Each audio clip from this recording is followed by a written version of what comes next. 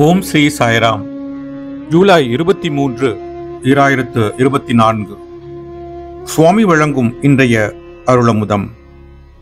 எல்லா விஷயங்களையும் புரிந்து கொள்ள வேண்டும் என்றாலும், சர்வேஸ்வரன் மீதுள்ள பக்தியை பலப்படுத்திக் கொள்ள வேண்டும் என்றாலும், நீ சாஸ்வத பரமானந்தத்தை அனுபவிக்க வேண்டும் என்றாலும், சாந்தி பக்தியே சாலச் சிறந்தது.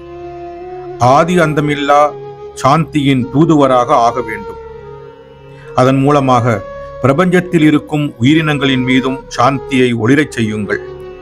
அப்படிப்பட்ட பரம உத்தமமான லட்சிய வாழ்க்கையை வாழுங்கள்.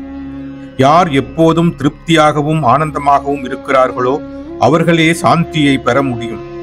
பண்டைய ஆன்மீக சாதகர்களும் பக்தர்களும் சாந்தியின் மூலமே தங்களுடைய இலக்கை அடைந்தார்கள்.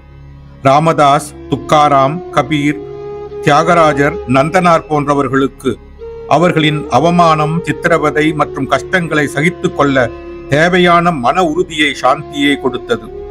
இவர்களை முன் உதாரணமாக கொண்டு தனது முயற்சிகளை மேற்கொள்ளும் ஆன்மீக சாதகனுக்கு கோபம், விரக்தி, சந்தேகம் ஆகியவை இருக்காது. பக்தர்கள் பகவானின் சக்தியையும் குணங்களையும் ஸ்மரிப்பதை விட இப்படிப்பட்ட சாதகர்களையும் சாந்தி மார்க்கத்தையும் சிந்தனை செய்தால் எவ்வளவோ சித்த சுத்தி ஏற்படும். பிரசாந்தி வாகினி அத்தியாயம் 5. வாழ்க்கை எனும் மனோகரமான மலரில் உள்ள பிரேமை தேன் அமுதே சாந்தியாகும் என்கிறார் பகவான் ஸ்ரீ சத்திய சாயி பாபா. ஓம் ஸ்ரீ சாய்ராம். ஓம் ஸ்ரீ சாய்ராம். ஓம் ஸ்ரீ சாய்ராம்.